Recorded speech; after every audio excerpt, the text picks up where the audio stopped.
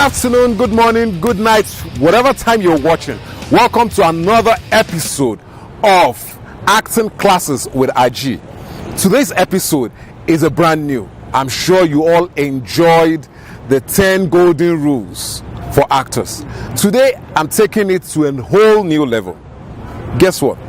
Every time I call for audition or I go for audition, people keep asking one simple question.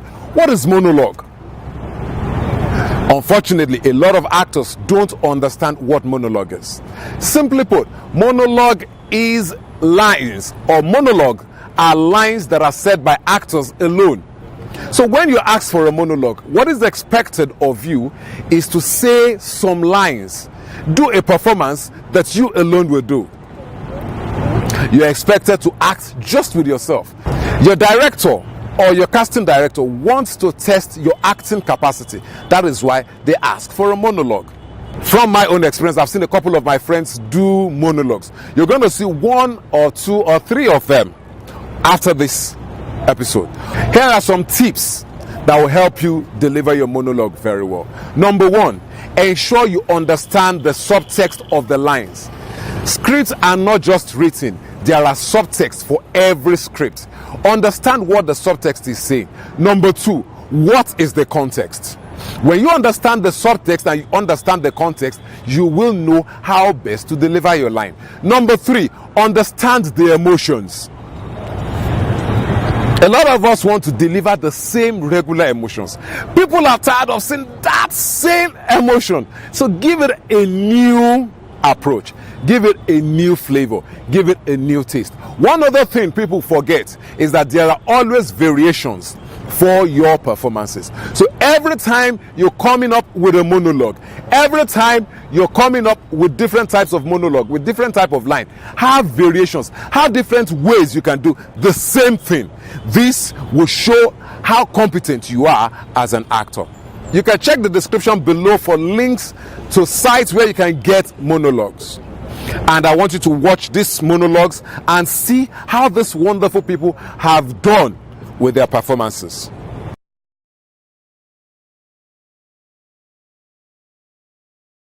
We're not talking about no baseball.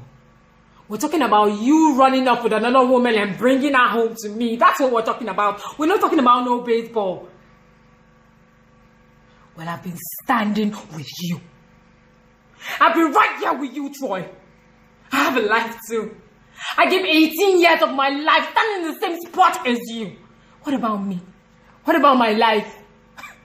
Don't you think it ever crossed my mind to want to know other men? That I could just lay up somewhere and forget about all my responsibilities. Don't you think I wanted someone that could make me feel good? But I held on to you. I held on to you.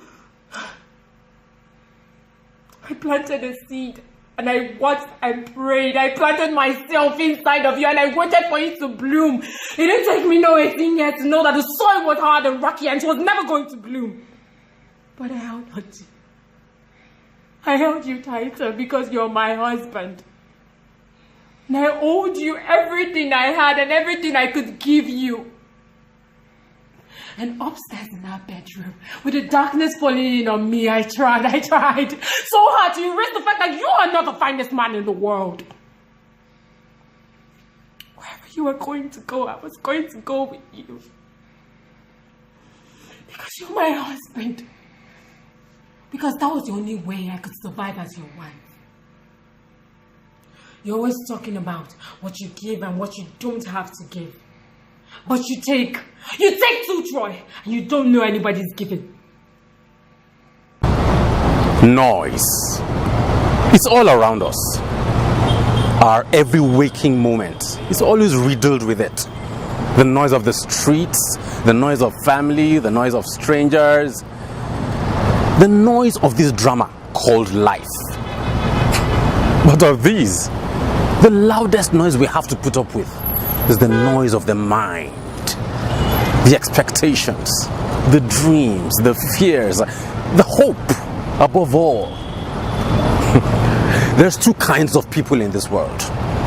Those who learn to make sense of the noise and those who are controlled by it, driven by it. controlled by it. The men before us, the great men, they succeeded in building a world, a society controlled by an entity so big and so powerful, it wields its control over us all. Isn't it ironic then? Man invented a paper and attributed a value to it, and then fell under the control of this paper, which ideally has no value except that which we have collectively bestowed upon it.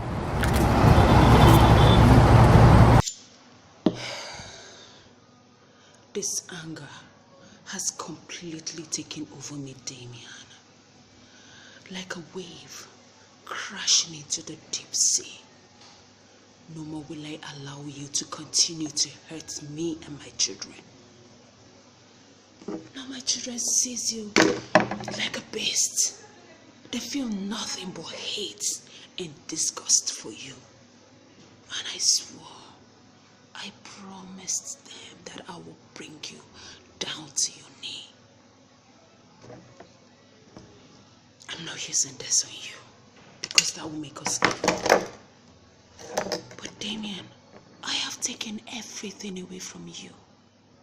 Everything you labored for, I have taken. From now on, you speak only to my lawyer. I need a divorce. If you come any close to me and my children, I swear I will rip your soul. Bastard.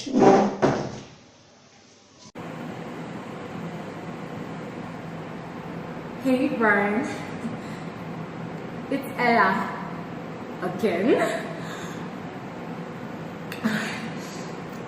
I just saw a story from the newspaper and it made me think of you. Headline, I married my stalker. And then it got me thinking, this could be you and me. But then you keep calling the cops on me.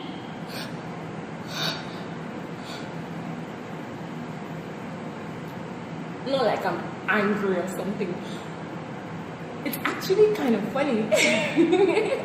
Me arrested for stalking. You know, I wouldn't call it stalking, you know, more like me investigating someone I'm attracted to. Anyways, I find it really romantic, you know, like in Twilight, when Edmund watched Bella sleep. Oh, you can be Edmund, and I will be Bella.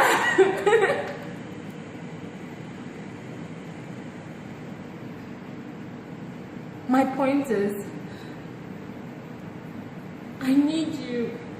I need you, Brian. And I think you need me. Huh? Remember? Remember when I served you breakfast in bed? Remember? I must admit, you know, you were very ungrateful. But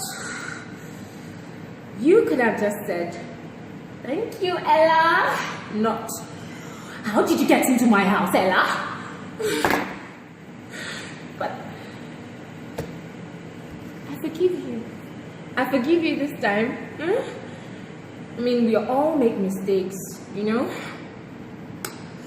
Yes, we all do. So, call me when you get this. You must call me. Bye. I love you. I love you. I love you.